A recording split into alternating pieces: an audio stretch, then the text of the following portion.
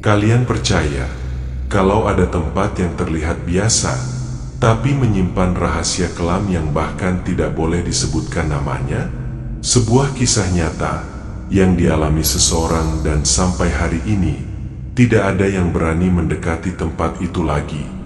Jadi, matikan lampu kalian sekarang, pakai headset dan siapkan diri kalian, karena cerita ini bisa saja terjadi di sekitarmu.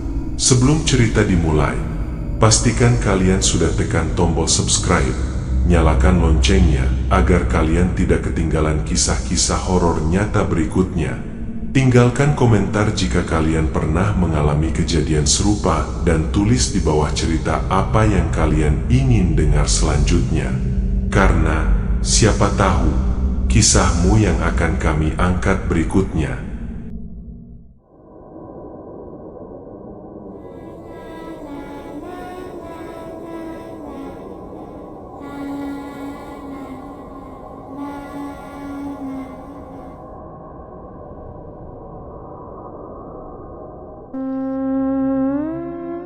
Namaku Arman, seorang jurnalis muda dari Jakarta yang gemar memburu cerita-cerita aneh di pelosok negeri. Suatu hari, redaksi menugaskanku ke sebuah desa terpencil di lereng Gunung Merbabu. Desa itu bernama Kebon Alas, terkenal karena satu hal yang janggal, sebuah ladang yang tak pernah gagal panen, bahkan di musim kemarau panjang. Pemiliknya adalah seorang petani tua bernama Pak Dargo. Wajahnya jarang terlihat di pasar, tapi hasil panennya selalu memenuhi kios sayur dan pasar induk kota. Tak sedikit yang menyebutnya petani sakti, tapi tak ada yang benar-benar tahu bagaimana caranya ladang milik Pak Dargo tetap subur sementara ladang petani lain mengering dan mati. Aku tiba di Kebon Alas saat matahari mulai condong ke barat. Jalanan sempit, berbatu, dan dikelilingi hutan pinus. Suasananya sunyi. Saat melewati rumah-rumah warga, mereka hanya menatapku tanpa senyum. Anak-anak kecil tak bermain di jalan, dan bahkan suara burung pun seakan enggan terdengar. Pak Dargo menjemputku di batas desa. Ia lelaki tua kurus dengan kulit legam, mengenakan blangkon dan baju lurik yang tampak terlalu besar untuk tubuhnya. Sorot matanya tajam, tapi tak menunjukkan keramah tamahan. "Kamu wartawan kota itu?" tanyanya dengan suara serak. "Iya, Pak. Saya Arman, dari..." Belum sempat kujelaskan lebih jauh, ia sudah membalikkan badan dan berjalan memimpin ke arah ladangnya. Ladang itu terbentang luas di balik bukit. Anehnya, tanaman di sana, jagung, cabai, dan padi, semuanya tumbuh subur. Daunnya hijau mengilap, batangnya kokoh, dan tak ada satupun gulma yang tumbuh liar. Sementara itu, ladang di sekelilingnya terlihat tandus, penuh rumput liar dan retakan tanah kering. "Tinggallah di gubuk itu malam ini. Besok baru kita bicara soal panen," ujar Pak Dargo sambil menunjuk sebuah gubuk kecil beratap jerami di tengah ladang. Aku hanya mengangguk.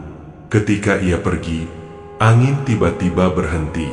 Suasana jadi sunyi senyap, seolah semua kehidupan di sekitarku menghilang. Malam tiba cepat di desa ini. Langit gelap pekat tanpa bintang. Gubuk ini kecil, hanya beralas tikar dan berbau tanah lembab. Di luar jendela, kuperhatikan ladang yang tadi subur kini tampak lain.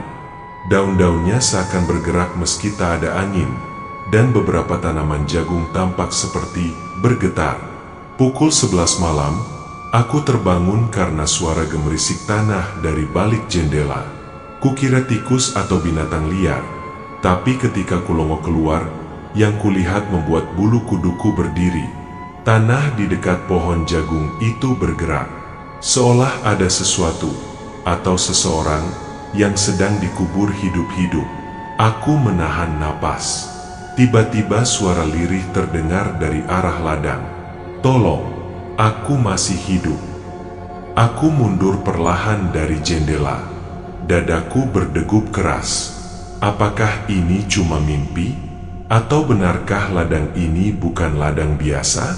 Di kejauhan, Samar-samar kulihat bayangan hitam tinggi besar berdiri di antara tanaman jagung, tak bergerak, tanpa kepala. Dan malam pun menelan keberanianku.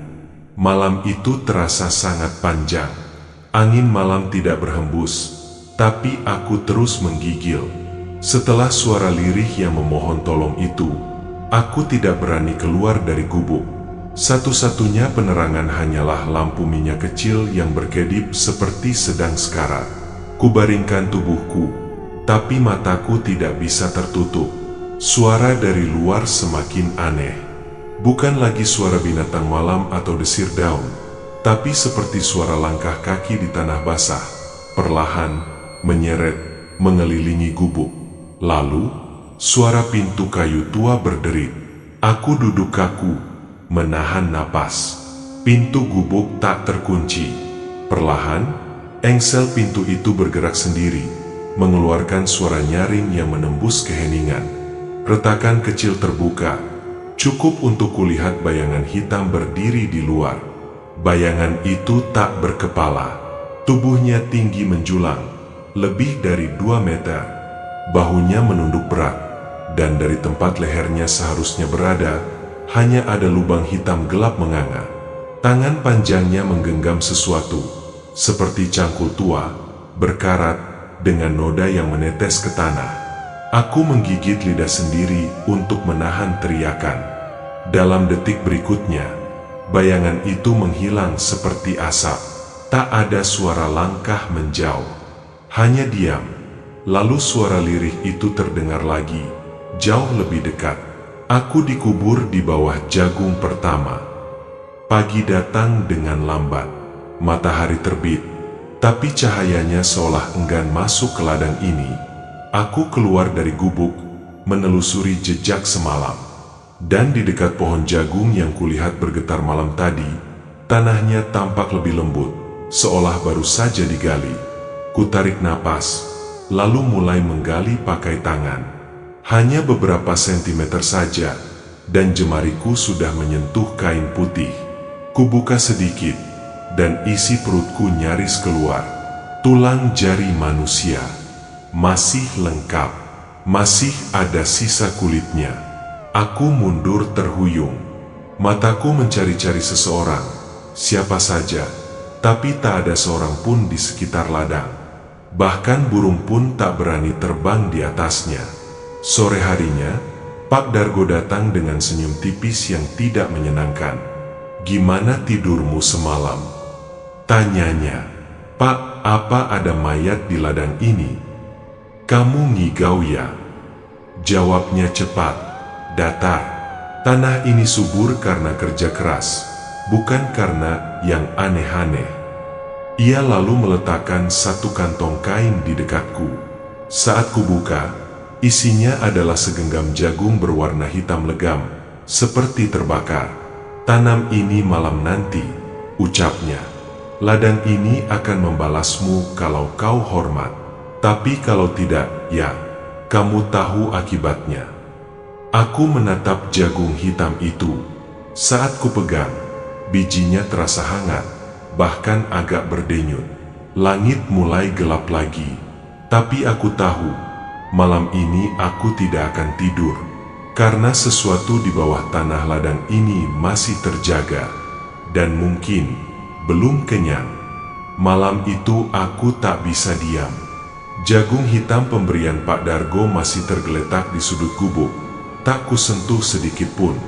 Aku terus memikirkan mayat yang terkubur dangkal, bayangan hitam tak berkepala, dan kalimat lirih dari tanah.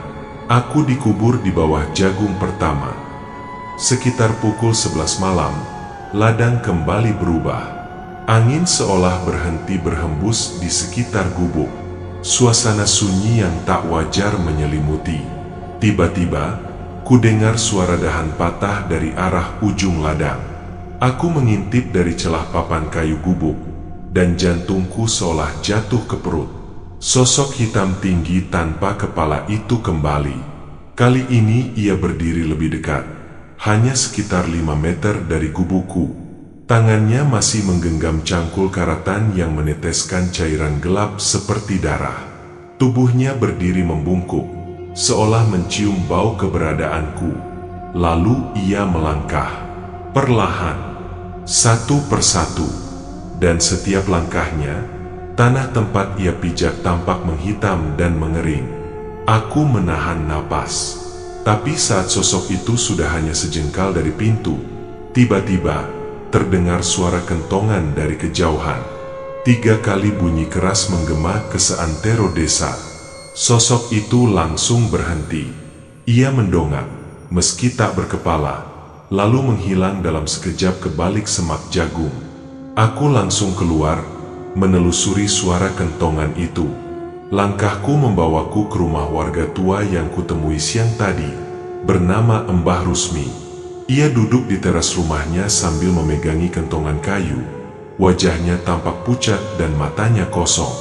"Kamu sudah melihatnya, ya?" tanyanya tanpa menatapku. "Siapa yang itu, yang tinggi dan tak berkepala?" Namanya dulu Sutiman, pemuda yang dijadikan tumbal pertama oleh Pak Dargo. Sejak itu, setiap musim tanam, ia bangkit sebagai penjaga ladang, agar tak ada yang mencuri hasil panen, tapi juga agar ladang tetap diberi makan. Aku terdiam. Diberi makan? Ya, ladang itu haus darah. Nak, kalau tak ada tumbal, tanahnya akan mati. Dan kalau tanah mati, orang yang terikat pesugihan itu akan ikut membusuk hidup-hidup. Mbah Rusmi menarik napas panjang. Dulu kami semua tahu, tapi takut bicara. Karena Pak Dargo tak pernah kekurangan uang, makanan, atau kekuatan. Ia selalu beri hadiah ke warga agar diam. Tapi sekarang dia sudah tua. Sudah saatnya pesugihan itu diwariskan. Aku mundur perlahan. "Kamu tamu, kamu pendatang, kamu cocok jadi tumbal berikutnya." Kata-kata itu membekas.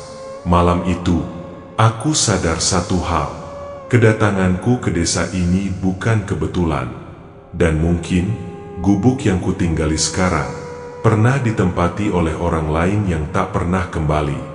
Setelah malam penuh teror itu, aku tak bisa lagi diam. Aku merasa seperti binatang buruan, diperangkap dalam desa yang telah lama bersahabat dengan kegelapan.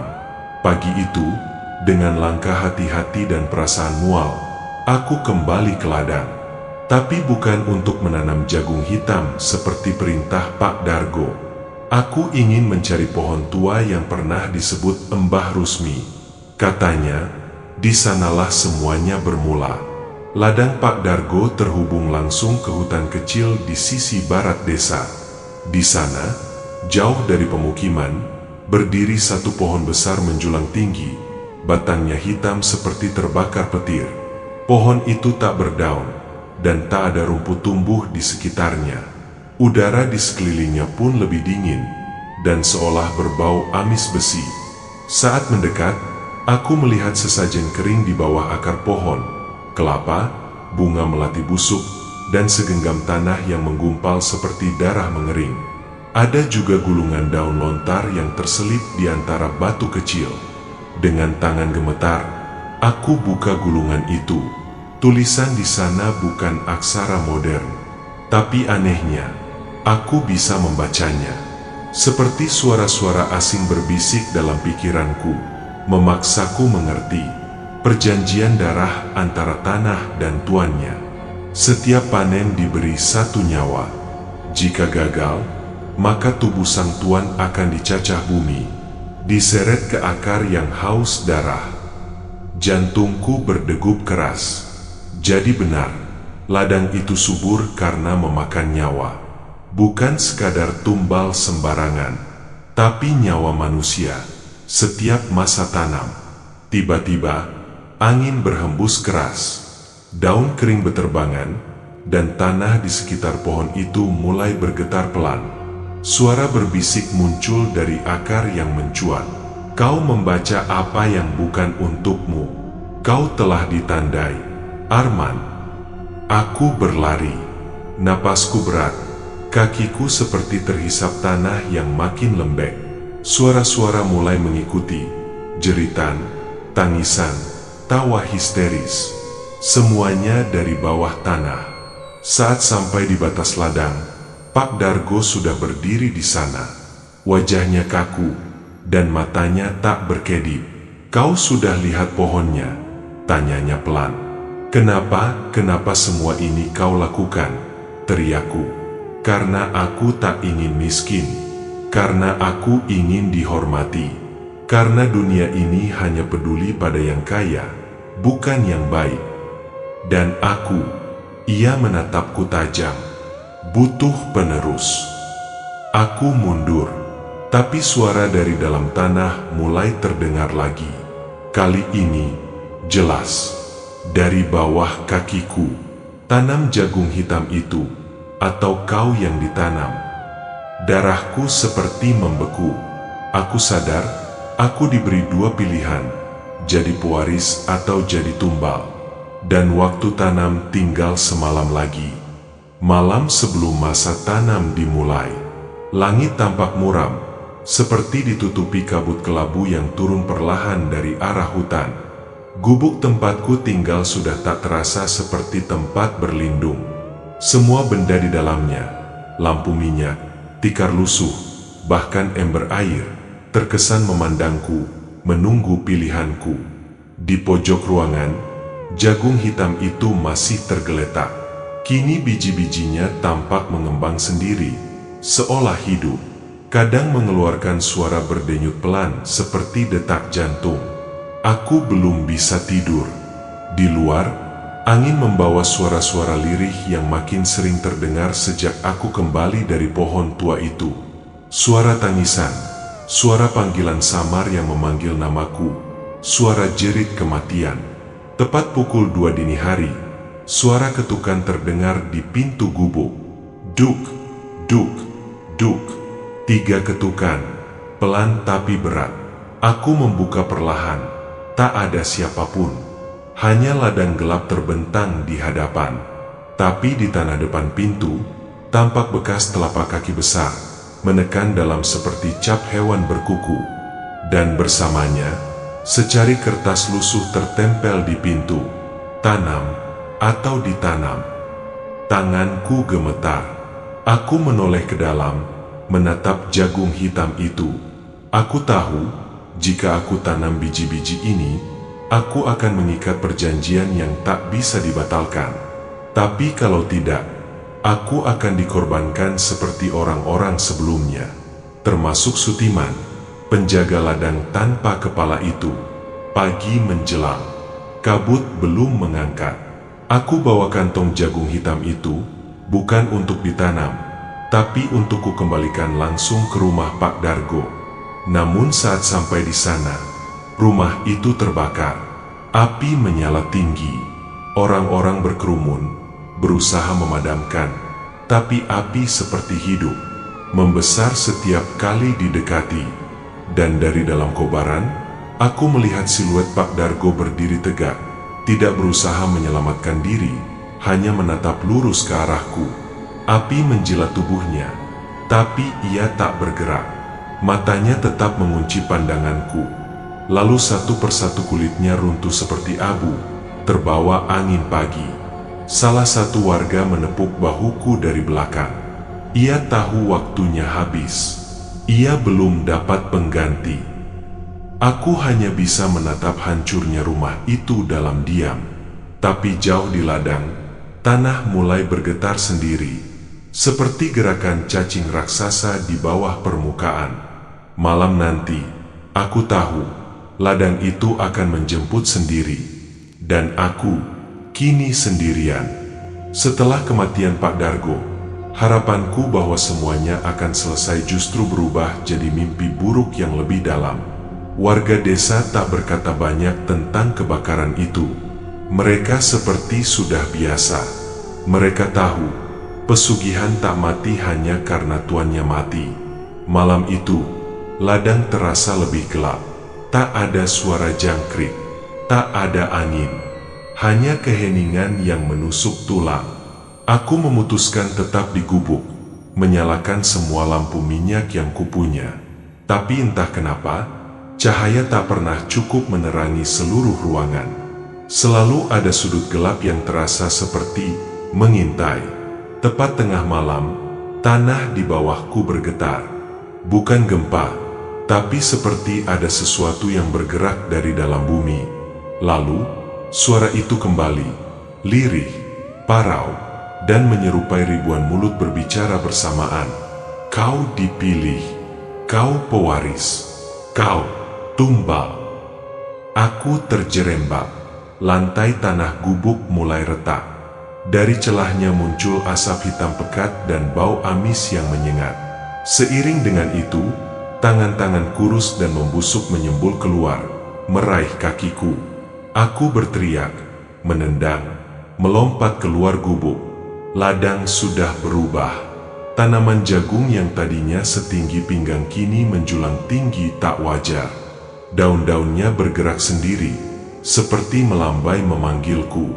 Di tengah ladang, tampak lubang besar menganga seperti mulut raksasa, menguapkan kabut dan suara jeritan manusia. Dari arah lubang itu, muncul sosok tinggi tanpa kepala, penjaga ladang. Tapi kali ini, ia membawa sesuatu. Kepala itu masih utuh, bermata terbuka, dengan kulit yang setengah hangus terbakar. Kepala Pak Dargo. Sosok itu meletakkan kepala itu di tanah, lalu menunduk, seolah menyembah padaku. Aku gemetar, nafasku sesak, jeritan di tanah makin keras, dan lubang itu tampak semakin mendekat sendiri. Bumi menggulung menuju ke arahku. Aku sadar, tanah ini telah memilihku, bukan sekadar pewaris, tapi juga sebagai pembuka generasi baru dari pesugihan yang tak pernah putus. Dan jika aku tak mengambil alih, tanah akan menelanku hidup-hidup. Setelah malam penuh teror saat tanah mencoba menelanku, aku tahu waktu sudah tidak bersahabat lagi. Keesokan harinya, aku dipanggil ke tengah ladang oleh warga desa. Mereka berkumpul mengelilingi sebuah lingkaran besar yang sudah dibuat dengan batu dan tulang hewan. Di tengah lingkaran itu, terdapat sebuah meja kayu tua, penuh dengan berbagai benda menyeramkan, parang berkarat, piring berisi darah kental, dan sesajen bunga yang sudah layu. Mbah Rusmi berdiri paling depan, matanya menerawang ke kejauhan seolah membaca sesuatu yang tak terlihat. Ia mulai membacakan mantra kuno, suara serak dan berat. Inilah saatnya, sang pewaris baru, untuk bersatu dengan tanah dan darah, agar ladang subur tetap memberi, dan kutukan lestari di dalam jiwa. Aku merasakan dingin merayap dari ujung kaki hingga ke puncak kepala. Tubuhku tak bisa berbuat apa-apa, hanya bisa berdiri terpaku. Tiba-tiba, dari bawah tanah terdengar suara gemuruh dan tanah di lingkaran itu mulai bergetar. Dari dalamnya muncul sepasang tangan berdarah, menarik seorang pria tua yang wajahnya sudah seperti mayat hidup. Pria itu adalah Pak Dargo, tapi bukan seperti aku ingat. Wajahnya mengerut, matanya merah menyala, dan mulutnya mengeluarkan suara merintih penuh rasa sakit. Mbah Rusmi menyodorkan sebilah parang berkarat padaku. Inilah bagianmu sekarang, Arman. Ritual darah. Sebuah pengorbanan yang harus kau bawa agar ladang tak berhenti memberi. Aku menggenggam parang itu dengan tangan bergetar, berhadapan dengan tubuh mayat Pak Dargo yang semakin berontak. Dalam sekejap, aku harus memutuskan, apakah aku benar-benar ingin menjadi pewaris? Ataukah aku berani melawan kutukan ini, meski artinya menantang kematian? Tiba-tiba angin kencang datang, membuat api dari sesajen berkobar lebih besar. Tanah di sekitar lingkaran pecah dan menampakkan sesosok-sosok hitam tanpa kepala yang melangkah maju, wajahnya tanpa ekspresi. Aku tahu, malam ini adalah ujian terakhir. Dengan parang berkarat masih tergenggam erat di tangan, aku merasa seolah semua udara di sekitarku berubah menjadi berat dan pekat. Bayangan sosok tanpa kepala itu makin mendekat, langkahnya berat dan pasti, seperti bayangan kematian yang datang menjemput. Tanah di bawah kakiku retak, dan dari celah-celah itu, tangan-tangan hitam berlumuran darah meraih ke atas, mencoba menahan langkahku. Aku sadar, tidak ada pilihan selain melarikan diri. Aku berlari sekuat tenaga, melewati barisan penduduk desa yang terdiam ngeri, menatapku seperti melihat setan. Api dari sesajen di lingkaran mulai membesar, dan suara teriakan yang menyeramkan menggema di udara. Saat aku berlari ke arah hutan, cabang-cabang pohon seperti tangan-tangan raksasa yang berusaha mencengkram tubuhku. Akar-akar melilit kakiku, berusaha menjerat. Tapi aku terus berlari, berusaha menjauh dari ladang terkutuk itu. Di tengah pelarian, aku terpeleset dan jatuh tepat di sebuah kubangan air berlumpur. Saat tengadah, aku melihat bulan penuh yang bercahaya redup, seperti memberi petunjuk agar aku bertahan. Suara jeritan dari ladang semakin menjauh, tapi bayangan tanpa kepala itu masih ada di belakang, menatap dengan mata merah menyala. Aku tahu, pelarian ini belum berakhir. Kutukan ladang berdarah akan selalu membayangi langkahku. Namun aku bertekad, aku akan mencari cara untuk memutus rantai pesugihan ini, atau mati mencoba. Setelah berhasil kabur dari ladang yang mengerikan itu, aku tahu aku tidak bisa terus bersembunyi. Kutukan yang mengikat desa ini harus dihentikan. Tapi bagaimana? Desa itu menyimpan banyak rahasia yang tertutup rapat oleh waktu dan ketakutan. Aku memutuskan untuk menemui Mbah Rusmi sekali lagi, orang tua yang kuanggap tahu lebih banyak daripada siapapun tentang ladang berdarah itu. Mbah Rusmi tinggal di gubuk kecil di ujung desa, dekat dengan aliran sungai yang berliku. Saat aku datang, ia sedang duduk diam dengan wajah penuh misteri, memegang sebuah buku lusuh berisi tulisan kuno dan gambar-gambar aneh. Ia memandangku dengan mata yang dalam dan berkata, "Pesugihan ini bukan hanya perjanjian darah biasa. Nah, ia adalah kutukan yang diwariskan turun-temurun. Ladang itu diberkahi dengan darah manusia agar panen melimpah, tapi setiap panen membawa korban jiwa baru." Mbah Rusmi membuka halaman buku itu dan memperlihatkan gambar sebuah patung batu tua, terbalut akar dan lumut, yang katanya berada di tengah hutan lebat di luar desa. Di sana ada kunci untuk membebaskan desa kita dari kutukan ini. Patung itu harus dihancurkan dengan api suci dan air dari mata air suci. Tapi hati-hati, karena penjaga kutukan akan berusaha menghalangimu. Aku mengangguk.